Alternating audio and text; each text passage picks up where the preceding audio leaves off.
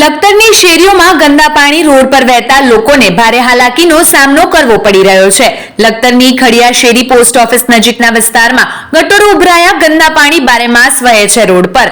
રાહદારીઓ, વિદ્યાર્થીઓ, વૃદ્ધોને રોડ પર ચાલીને જવું મુશ્કેલ બન્યું છે। આ વિસ્તારમાં રોજ ગટરના પાણી રોડ પર વહેતા હવે રોગચાળો ફેલાય તેવી દહેશત સેવાઈ રહી છે।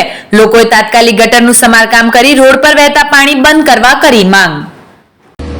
અમારે ખડિયા શેરીમાં પગ મૂકે એવું નથી। નાના છોકરાએ રમી શકે નહીં, નો ગઢા માવતર કોઈ હાલી શકે કે કોઈ આવવામાં તકલીફ પડે, જવામાં તકલીફ પડે। આખો ખડિયો શેરી એવો છે કે પગ મૂકવામાં પણ તકલીફ પડે। છોકરા નો બહાર જઈ શકે કે ગઢું માવતર પડી જાય હાલતા, કોઈ તકલીફ વાળા હોય એ પણ હાલતા પડી જાય। કોઈ પણ વિસ્તારમાં કોઈ સારું વ્યક્તિને નીકળવું હોય તો વિચાર કરે, નાનું મોટું છોકરું નીકળી શકતું નથી। 5 મહેમાન સારા નો આવી શકે, કારણ કે આવે તો જોઈને તેમ કે આમાં કેમ પગ મેકવો અમારે એવું છે। તકલીફ તો અને બીમારી તો એટલી છે કે એની કોઈ સીમા નહીં। ઘરે ઘરે છોકરા બીમાર છે, ઘરે ઘરે છોકરા બીમાર, મચ્છરનો ત્રાસ એટલો સભ્ય નેતા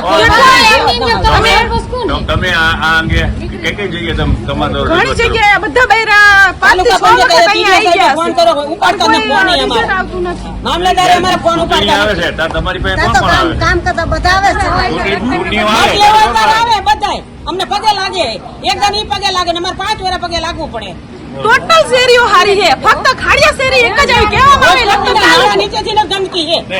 હવે દાખલા તરીકે આપણે રજૂઆત કરી, હવે આપણને એની જે કોઈ કામગીરી નહીં કરે તો તમે શું કરશો? આગળ કાર્યવાહી કરશું હવે અમે કંટાળી ગયા, શું કરવું એ બધું અમે નિર્ણય લેવા પડે। અમે કોઈનો વિરોધ નથી કરતા, અમે બસ અમારી માંગ કરવી છે કે અમારી એક જ શેરી આવી કેમ, એનું કારણ શું?